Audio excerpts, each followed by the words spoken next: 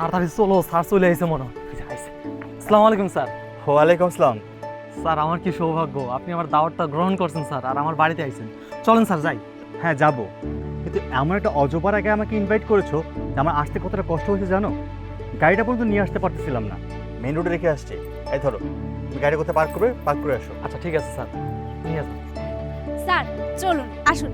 1 minute, তুই উর্মি না? আরে হ্যাঁ, আমি তো খেয়াল করিনি। তুই তো সাথী তাই না? এই একদম আমাকে তুই করে বলবি না। তুই একটা কথা ভুলে যাস না যে তোর হাজবেন্ড আমাদের ড্রাইভার। ও হ্যাঁ, আসলে আমার হাজবেন্ডের ব্যবসা তেমন একটা ভালো যাচ্ছিল না, তো তাই বাধ্য হয়ে ড্রাইভারের চাকরি নিয়েছে। এবার বল, তোর কি অবস্থা? How dare you! একবার না আমি তোকে বলেছি যে তুই আমাকে তুই করে বলবি না, ম্যাম করে বলবি, ম্যাম। Okay ma'am. ও আচ্ছা, তুই একটা গরিব ফকিরনি ড্রাইভারকে বিয়ে করছিস তাই না? আমার হাজবেন্ডকে দেখ কত বড় লোক। আমার হাজবেন্ডের যে কত টাকা আছে সেটা আমি হিসাব করে এখনো বলতে পারবো না।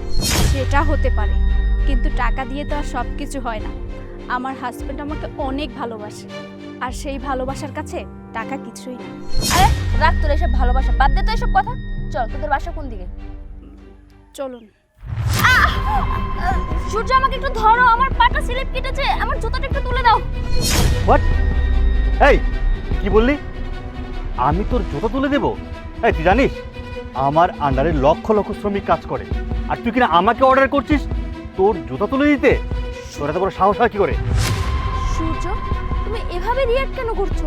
আমি তোমার ওয়াইফ, আমার কোনো সমস্যা হলে তো তুমিই দেখবে তাই না? শোন, তুই আমার ওয়াইফ হোস আর যাই হোক, তোর জুতা তো আমি তুলবো না। তুই শুধু বাইরে বলে আজকে বেঁচে গেলি, তুই বাসায় হতি না তোর এমন অবস্থা করতাম জীবনে আর মুখ তুলে কথা বলতে পারতি না। এই তোমাদের বাড়ি কোনটা বলো তো? স্যার এই দেখি। আচ্ছা ঠিক আছে, আমি যাচ্ছি, আর পারলে এই জঞ্জালটাকে নিয়ে এসো। ম্যাডাম আপনি ঠিক আছেন তো? কি হয়েছে? আমি একটা জিনিস বুঝলাম না, আপনার হাজবেন্ড আপনার সঙ্গে এরকম ব্যবহার কেন করলো? আসলে আমি তোর সাথে মিথ্যা বলেছি। আমাদের টাকা আছে ঠিকই, কিন্তু আমাদের ভিতরে কোনো সুখ নেই। ও টাকা ইনকাম করতে এতই ব্যস্ত হয়েছে যে আমাদের সম্পর্কটাই ভুলে গেছে। হতে পারে তোর হাজবেন্ডের কাছে অনেক টাকা আছে, কিন্তু আমার হাজবেন্ডের কাছে যা আছে সেটা আমার জন্য অনেক। ওর কাছে আছে ভালোবাসা, সম্মান, আর তুই টাকার অনেক বড়াই করিস তাই না? শোন, টাকা দিয়ে কিন্তু সব কিছু হয় না।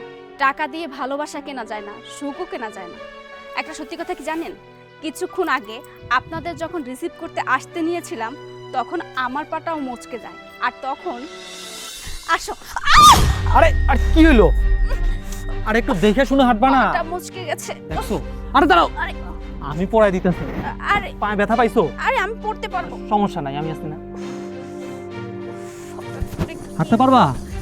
মনে হয় না, তুমি চলো, আমি ধরতেছি। আরে পারবো, সমস্যা নেই, শুধু একটু পা মুচকে গেছে, ব্যাপারটা ছাড়ো তো, চলো তাড়াতাড়ি চলো। ঠিক আছে।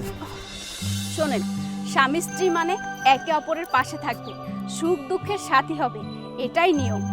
আসলে স্কুল লাইফ থেকে আমি তোর পিছে লাগতাম, তোর ক্ষতি করার চেষ্টা করতাম, তোকে সহ্য করতে পারতাম না।